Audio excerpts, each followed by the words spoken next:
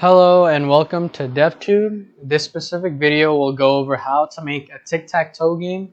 Most tutorials show how to make the game with 8 if statements to check which player has won the game, but I'm going to show you how to make it with only 3.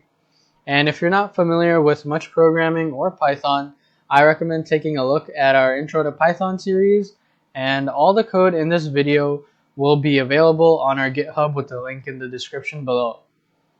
So we're going to be using Turtle for this project, so let's go ahead and import Turtle. And now we're going to create a board class. And what this class will do is that it'll basically draw the board, give its 9 spots some storage space with a dictionary, and have a function that can check which player has won. So let's go ahead and create the init function, and we're going to create a turtle that will draw the board for us. And the code for this is quite long, so I'm just going to copy and paste. And that should successfully draw the board. And now let's go ahead and create that dictionary that I was talking about. So this dictionary will have the numbers 1 to 9 as keys, which represent the location of each box in the board.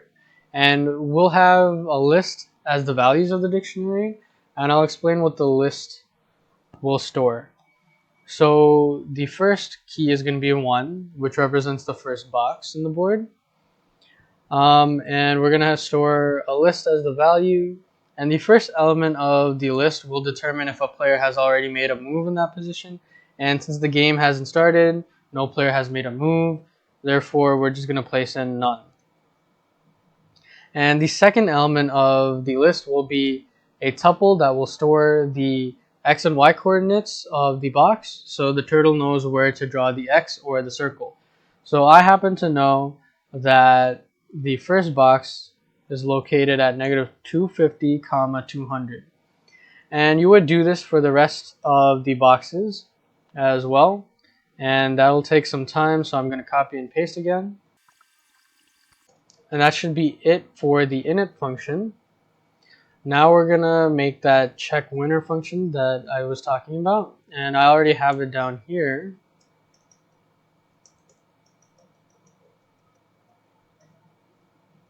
And I don't think it's properly indented, so I'm just going to indent check winner. And hopefully that got rid of the error here. Yeah, so you see it's not here anymore.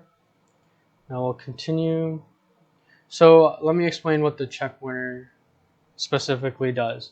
So it'll pass in a player object, and we haven't created that class yet, but we will soon. But for now, all we need to know is that the player has an attribute called name, so we can retrieve the player's name just by typing player.name. Okay, so now let's look into the check winner function a bit more in depth. So we are going to be passing through a player object, and we haven't created the class yet, but we will soon. But for now, all we need to know is that the player has an attribute called name, so we can retrieve the player's name just by typing player.name. So here, we are accessing the dictionary, more specifically the first key right here. And this portion of code right here gives us this data right here. So we are indexing even further to the first element of the list, and it is none right now, but we're checking if a specific player has already utilized that position. So the first if statement checks all the rows, so it'll be 1, 2, 3, 4, 5, 6, and 7, 8, 9. The second if statement checks all the columns, so that's that. And the third if statement checks all diagonal possibilities. So that's all good for the board class. Now let's move into the player class. So we're going to have an init function. We're going to make the player input their name. We're going to give them a pen to write their X's or circles. And we're also going to allow them to choose their symbol of choice. So it just doesn't have to be X's or circles. So that's that for the init function. Now let's create a make move function. This will control all the player moves. And we are going to pass in a board object, which obviously comes from the board class that we just made. And we're going to create a Boolean variable called condition and set that equal to true. And while the condition is true, we're going to execute some code. So we're going to create a variable called userBox, and this will store the user's input. And the input is going to be a box number. So they're basically deciding which box to write their X or circle in. And now we're going to have a conditional statement to check if someone has already made a move at that position. So let me just write out the if statement and I'll explain each part. So this is basically checking, this is basically going into the board object, accessing the dictionary, and then accessing the box number that the user has inputted. So for example, say they inputted 1, it'll go to here, this keyword, it'll return this list right here, and we're accessing the first element of the list, and if it is none, it'll execute the move correctly, but if it is not none, it will instead just print out that's already been chosen. Try again. So now let's write the main execution. So we're gonna access the same dictionary again, and this time, since it's not none, we'll set it equal, or actually since it is none, we'll set it equal to the player name,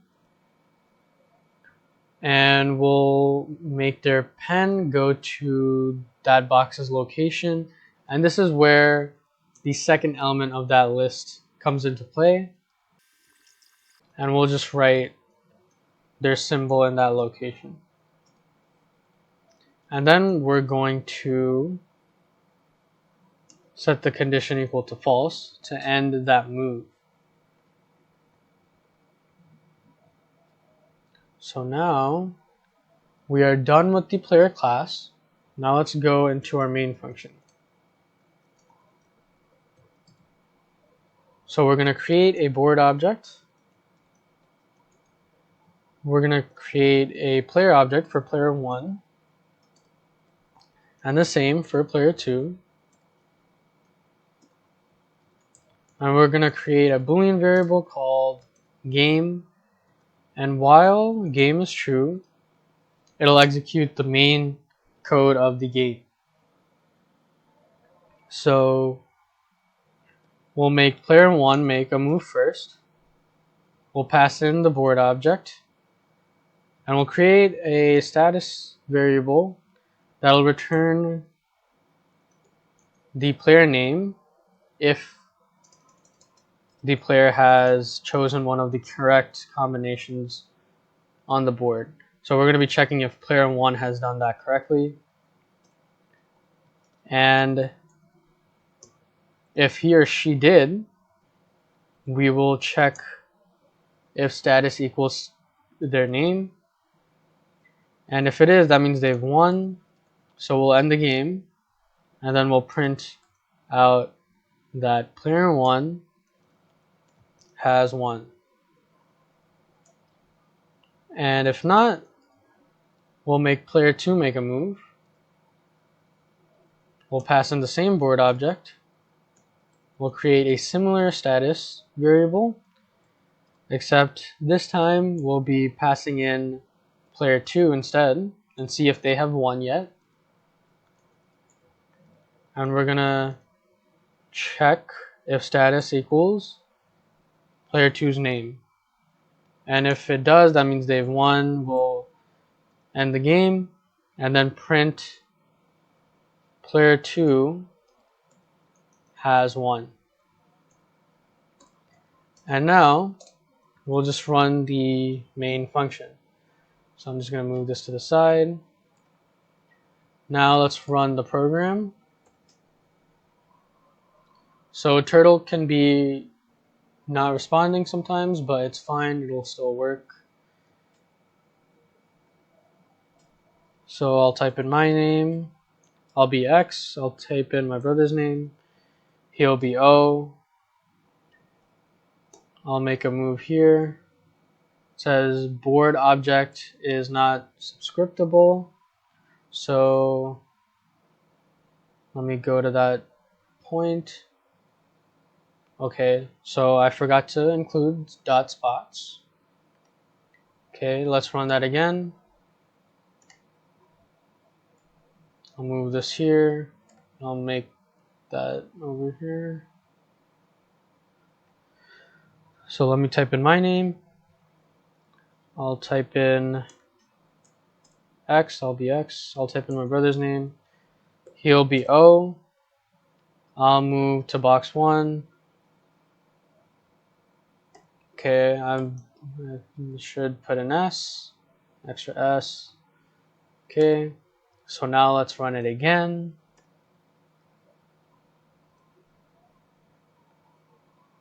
So I'll type in my name.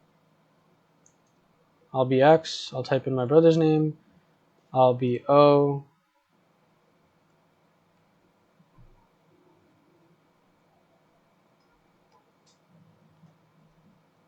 So I'll move to box number 1. He'll move to box number 2. I'll go to, oh wait, I pressed enter by mistake. Let me run that again.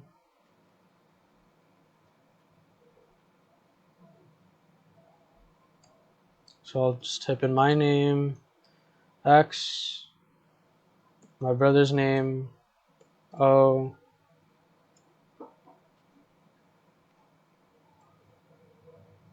Okay, there we go. And I'll move to position 1. He'll go to position 2. I'll go to 4. He'll go to 5. And then I'll go to 7. And it says that I have won. So that means everything's running smoothly. So I hope you enjoyed this video. Please like, comment, and subscribe. See you in the next one.